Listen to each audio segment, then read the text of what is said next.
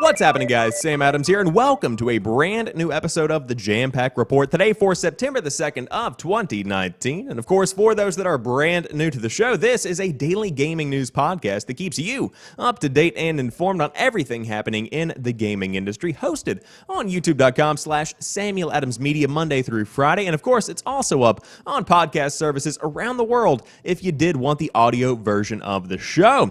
And of course, it's always a good time. Definitely for me, hopefully for you. But today we have some pretty big news. It looks like Sony is even continuing their trend of backing down from media engagement at TGS 2019 because there is not going to be any PlayStation press conference held at the show. On top of that, Sony is also under fire for delisting DriveClub a day before it said it would. I've got some thoughts on that one, but for those that did want to buy DriveClub, of course, now it is gone forever. Hypothetically. But Blatant Warcraft Ripoff goes offline after Blizzard files a lawsuit. A very interesting story about a blatant ripoff of the World of Warcraft. Of course, a game that has seen a big resurgence in the latter half of 2019. Then PlatinumGames' Astral Chain is absolutely killing it with its first UK No.1 ever for the company. Of course, very good-looking game on top of that. But Chucklefish, another developer, responds to allegations that it exploited Starbound's contributors. Reggie Fils-Aimé is going to be teaching at Cornell University just in case you wanted to go back to college or register for the Reginators course. That would be a pretty fun one. You might say it would be... I was going to put a joke there, but nothing really came to mind. Anyways, Borderlands 2 VR is apparently coming to PC. Of course, that was teased earlier on, but now we have a confirmation that it is, in fact, coming down the pipe. And on top of that, an update for the PS4 version of the game is coming as well. Then, late last week, shockingly, we had a couple of extra game releases that were actually pretty impressively large. Stuff that I would normally consider pretty big releases on the drop. My weekly gaming show, where I let you know the hottest games coming out across the PlayStation 4, the Xbox One, the PC, and the Switch.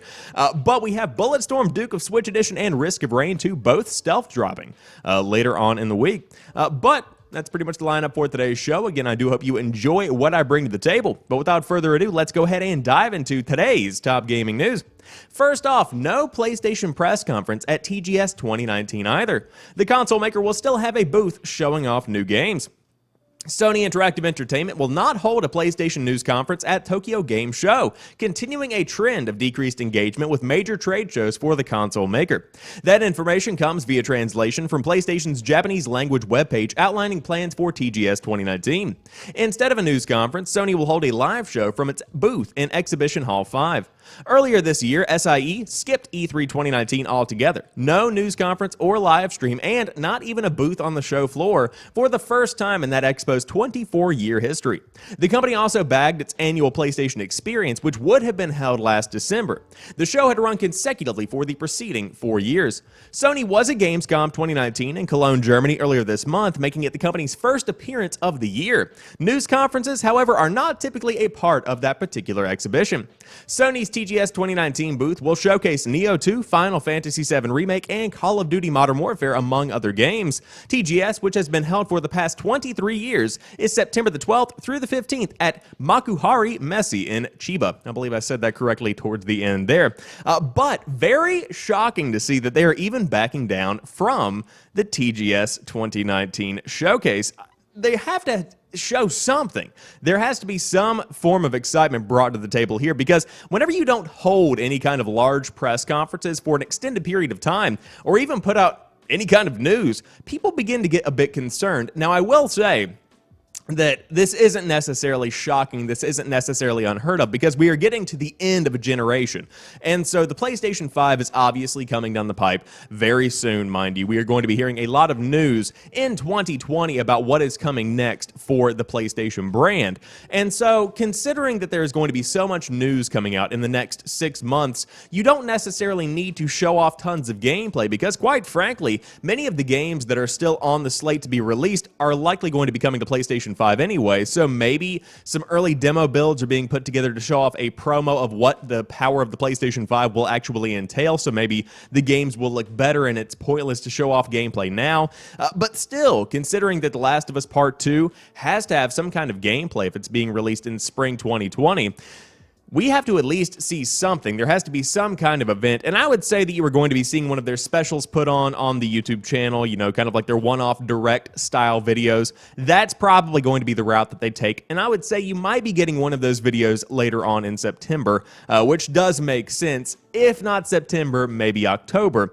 I could see them putting together a show that not only gave a little bit of a promo for the holiday season, but also built up stuff like the Medieval remaster or remake, and then on top of that gave a tease of what's to come in the spring, and then unleash another one of these events around E3. You know, a premiere on YouTube showing off the PlayStation 5, maybe a live-streamed event, something along those lines.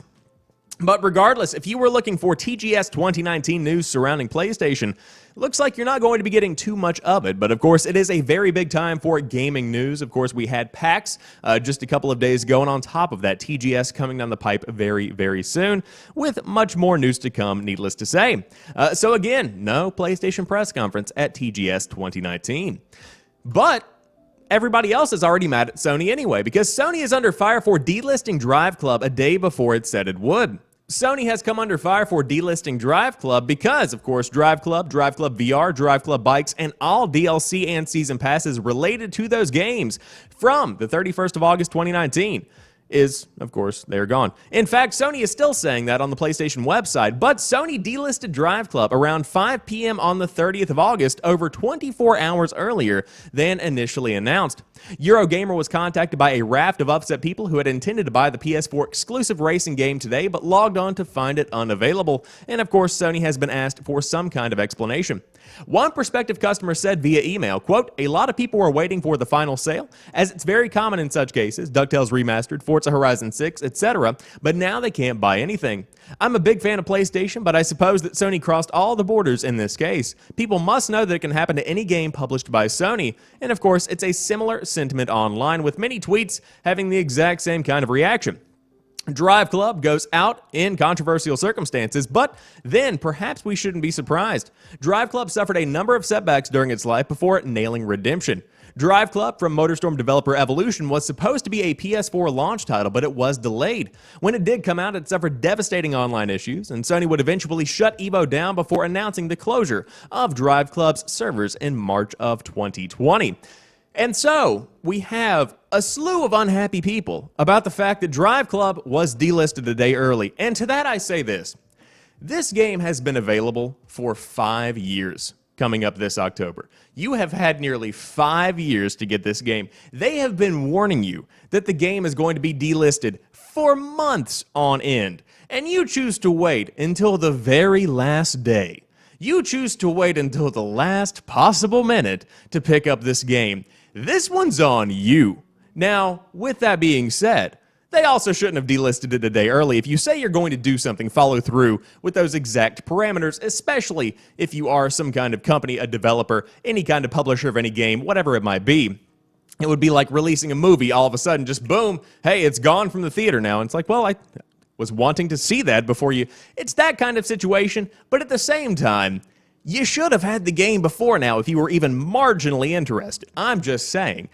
With that being taken into account, still kind of a shitty thing to do. But if you did want DriveClub, guess what? Sorry, it's pretty much gone. Now, I'm pretty sure there are physical versions of the game if you did want to get in a couple of games before the server shut down in March of 2020. But as of right now, you can no longer get the game on the PlayStation 4, which is very unfortunate because, as they say over at Eurogamer, there was a bit of redemption going on with the last part of the life of DriveClub, a pretty good game that had a rough go of the beginning.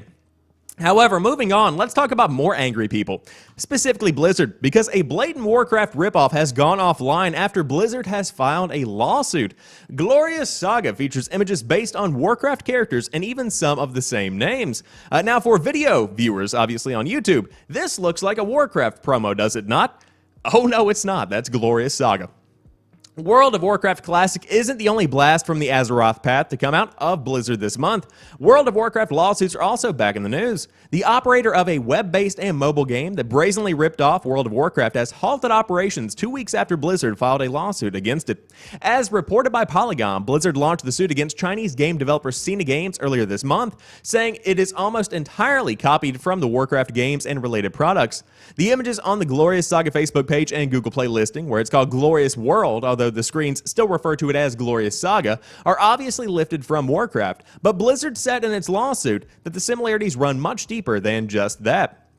Quote, every character in the infringing game was copied from a character from the Warcraft games, and many even bear the names of popular characters from the Warcraft games, such as Jaina Proudmoore, Gul'dan, and Malfurion.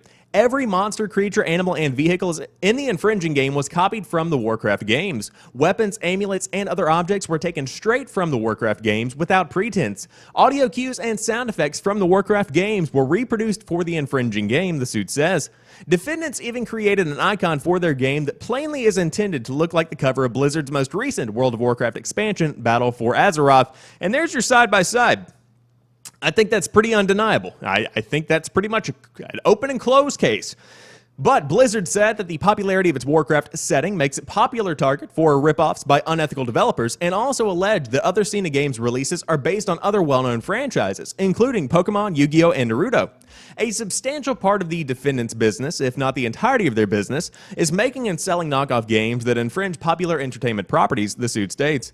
In case there's any doubt, the suit also includes comparative images of World of Warcraft and Glorious Saga characters. The physical similarities are obvious, and even some of the names are the same. Glorious Saga's take on Malfurion, for instance, is actually named Malfurion and is described as the husband of Whisperwind. In the Warcraft setting, Malfurion Stormrage is husband to Tyrande Whisperwind.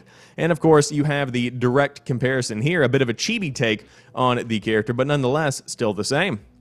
Blizzard is seeking maximum statutory damages of $150,000 per each copyright infringed, plus legal fees, and a permanent injunction against Glorious Saga and any other Cena-operated games that infringe on its copyrights.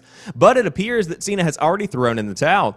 A message posted today on the Glorious Saga Facebook page indicates that the game has very suddenly been closed. Thanks for your support and love of our game. We had a great and happy time in the game, the message says. But due to some irresistible reasons, we decided to announce that the game will stop operating at 6 a.m. on the 29th of August, and all servers will be closed. Players can't log in any longer. And of course, the author, Andy Chalk, has reached out to Blizzard for comment on the Glorious Saga shutdown and has not updated the story as of yet. But this is pretty much a blatant ripoff of World of Warcraft. Let's not mince words about it. This was a bad move from the Cena Games company. Of course, at the same time, don't steal somebody else's ideas and you won't have any kind of problem. I understand the approach here because whenever you look at what Blizzard has created, they are some of the best minds in the business. And so to take inspiration from their games would be incredibly tempting for an indie business that is just trying to make a quick buck on an app store. At the same time, that's very unethical, and you should never do that. That's just not something you should do. And so if you are looking for this game, Glorious Saga, on the store, and you're like, hey, it's not there anymore, guess what? There are a whole bunch of really low-life people that stole tons and tons of ideas from Blizzard, and now they're going to be paying for it. They are going to be paying for it greatly. Don't mess with Blizzard. In fact, don't mess with any big company. In fact, maybe just come up with your own ideas. That's the best approach to any kind of issue here. However, you know what is a good, unique, special idea? Astral Chain. It's a really good game. But PlatinumGames has scored their first UK #1 with Astral Chain. In one of the most competitive battles for #1 in UK charts history, Astral Chain has emerged as this week's physical UK bestseller. The disc version of the game is the first time Japanese developer PlatinumGames has scored a #1 in the UK charts. It is the firm's fourth most successful launch and its second biggest new IP launch since Bayonetta all the way back in January of 2010. Platinum's last highest charting game was Metal Gear Rising: Revengeance in 2013, which reached #2. It is the sixth Nintendo Switch game to reach #1 this year. It's worth noting digital sales are not included, and publisher Nintendo does not share download data, so we will never truly know how well the game really did, or if the other games would have beaten it with digital sales included. Astral Chain actually beat 3 other new releases to #1 with just 1,500 units separating all 4 of them. Missing out on the top 10 spot by just 1,100 units is another new IP, Wreckfest, published by THQ Nordic. Wreckfest was developed by Bugbear Interactive and is viewed as a successor to the Flatout series. Another new IP is sitting at number 3 in the Dark Pictures anthology Man of Medan by Bandai Namco and Supermassive Games. The story-driven horror game was a mere 250 copies behind Wreckfest and follows in the footsteps of Supermassive's BAFTA-winning Until Dawn. The final new IP is set at number 4 in the form of Remedy's new action game Control, which was just 300 units behind Man of Medan. The game was published by 505 Games and is Remedy's first release following a period of making games for Xbox. Last week's number 1, Mario Kart 8 Deluxe, has been pushed down to number 5, and the only other new release is down at number 22, which is where Collection of Mana for Nintendo Switch can be found. The biggest riser of the week was Marvel's Spider-Man, which returned to the top 10 at number 8 after a 221% sales jump. And of course, you have the discount at UK retail, but on top of that, a big media push for the, of course, Game of the Year edition that was announced. That could be a factor there as well. But again, the top 10 do include Astral Chain sitting at number 1, Wreckfest at number 2, the Dark Pictures anthology Man of Medan at number 3, Control at number 4, Mario Kart 8 Deluxe at number 5, Crash Team Racing Nitro Fueled at number 6, Super Mario Maker 2 at number 7, Marvel Spider-Man at number 8, Grand Theft Auto 5 at number 9, and Tom Clancy's The Division 2 sitting at number 10. Now, I will say, very interesting to see Control at number 4 as compared to Astral Chain at number 1. That's a pretty big deal. Now, I will say the release dates I'm unsure of. I'm not sure if Astral Chain came out on the Tuesday and then Control came out on the Friday. I think that's the situation, but I feel like Control came out on Tuesday. I'm not really sure what happened here. But that's really weird. Astral Chain is a good game, don't get me wrong, but I think Control is one of the biggest games of the year, and the reviews were stellar. And so that's kind of a shocker for me. Even so, Wreckfest, that's also kind of a big one to outdo Control. Of course, as time goes on, I think Control will continue to rise above both Astral Chain and Wreckfest, especially as the holiday season approaches and as more people read these reviews that are going around with Control. But now make no mistake, Control is good. Astral Chain's good. Wreckfest is good. We've got a lot of good games that have come out very recently. I've also heard middle-of-the-road things about Man of Medan, but that's beside the point. I really am impressed with Astral Chain. Now, I, of course, for those that have been keeping up with the program, don't currently have a Nintendo Switch. I am very much so considering getting a Nintendo Switch Lite, just because I would like to hang out on my couch and play some of these games, like Astral Chain and a couple of the other big, Nintendo Switch games that have been coming out recently.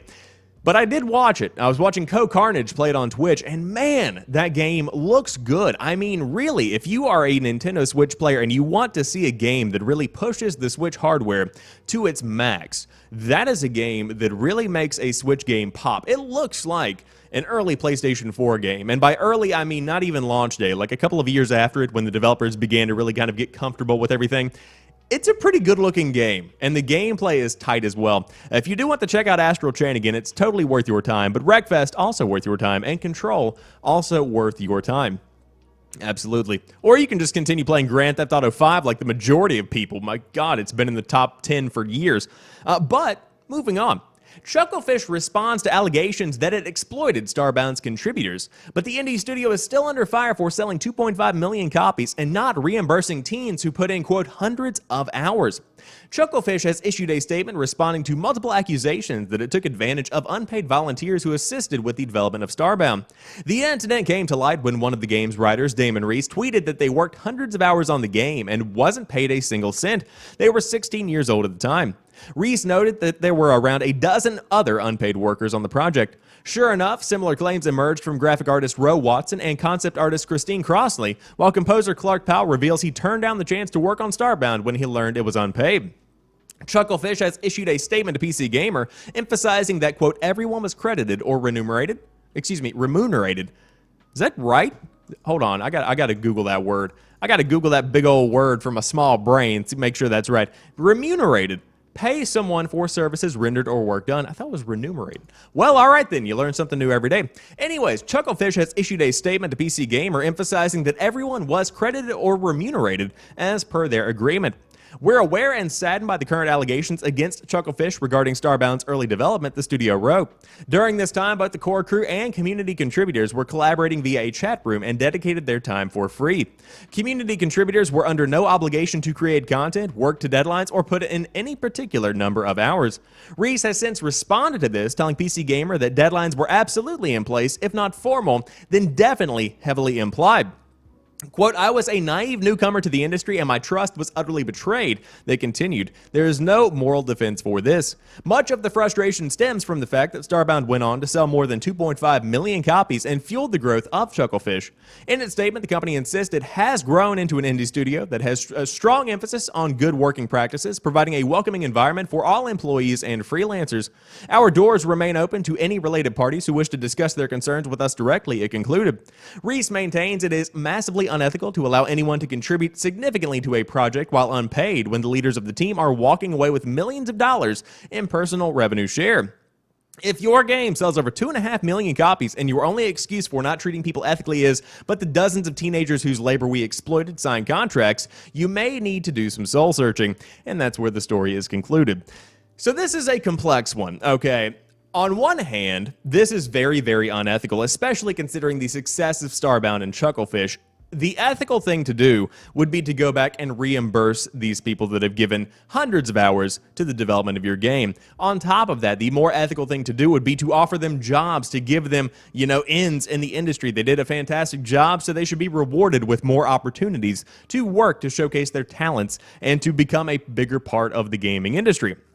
That's one take. Now, on top of that, I want to make it very clear. Anytime you are working with a company, anytime you are working with anyone, anytime you are taking on a large amount of work, you sign a contract you are happy with. You sit down, you deliberate, you make sure that all of the various schematics of this deal are up to your, standards.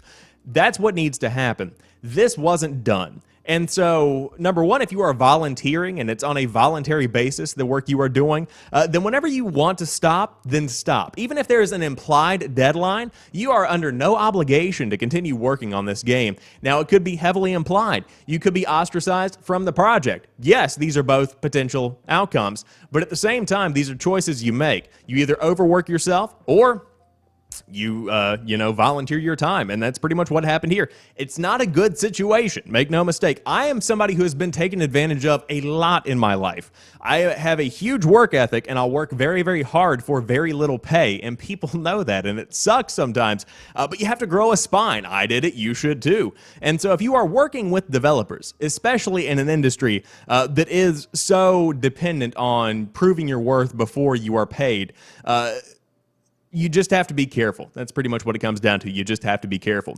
And so this is a big old mess right now. I hope that Chucklefish does the right thing and begins to kind of, dole out a couple of bucks here and there to the guys that helped make this game possible. But at the same time, man, with teenagers on the development team, that makes things really iffy. It's just a big, big mess. And man, am I glad that I'm just talking about it on a podcast and I'm not in the thick of it, because that's like stepping in a pile of flaming dog poop on your front porch. That's what that is.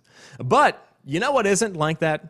Reggie Fils-Aimé's teaching at Cornell University, because I bet his class is the bomb. The Reginator is going back to school.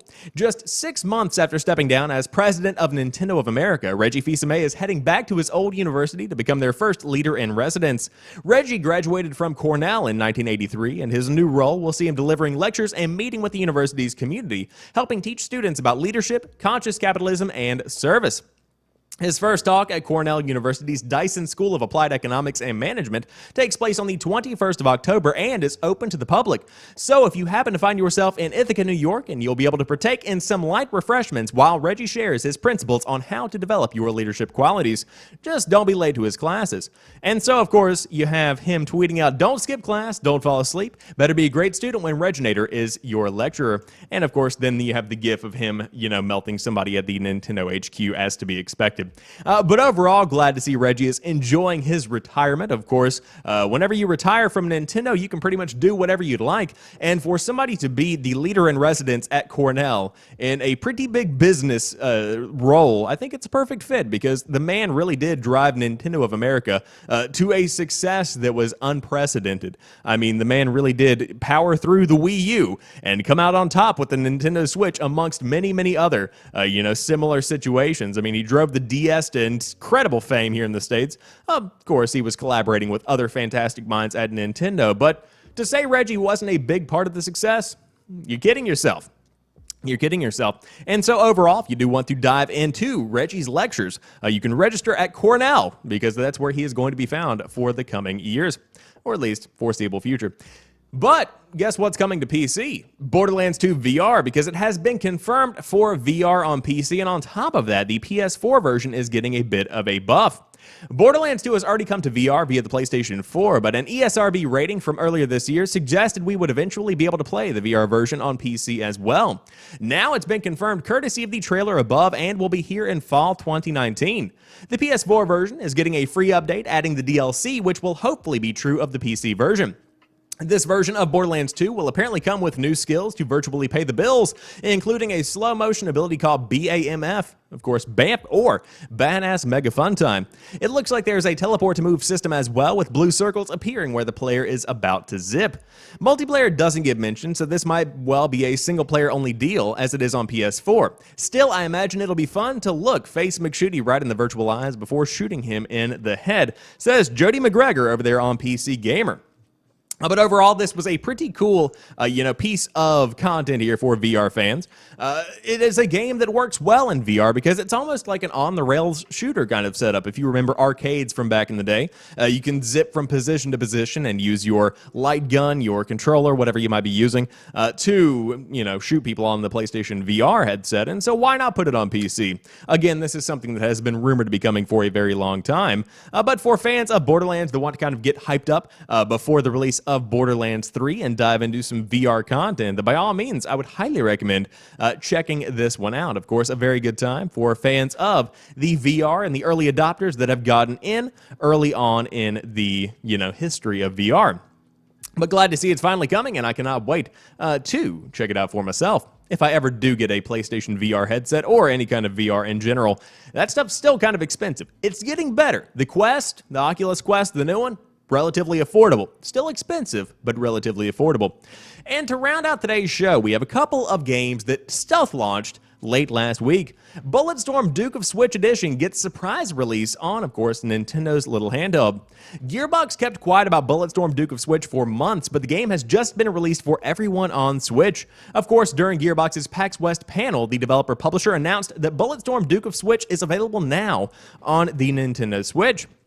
And of course, the Switch version is based on Bulletstorm Full Clip Edition, which means all the upgrades and enhancements and DLC this version has over the original are present. This also includes the Duke Nukem bonus, which adds Duke Nukem as a playable character, complete with new dialogue. The port is done by Dragon's Lake, a developer who worked on many games such as Mass Effect, Alan Wake, The Division, and more, and you can pick it up on the eShop for $30. And I checked out the trailer for this one. This is shockingly good looking for a Nintendo Switch game. I mean, really, truly something that was blowing my mind. I didn't realize this was running on a Nintendo Switch. I thought this was a PC version of the game. But the textures look great. I loved Bulletstorm when it came out way back on the PlayStation 3 and the Xbox 360, as well as the PC. It was so fun. It is just the most over-the-top, action-packed, Duke Nukem-esque shoot 'em. Oh god, it's so good. If you are looking for a fun time, get Bulletstorm on the PS3 and the Xbox 360.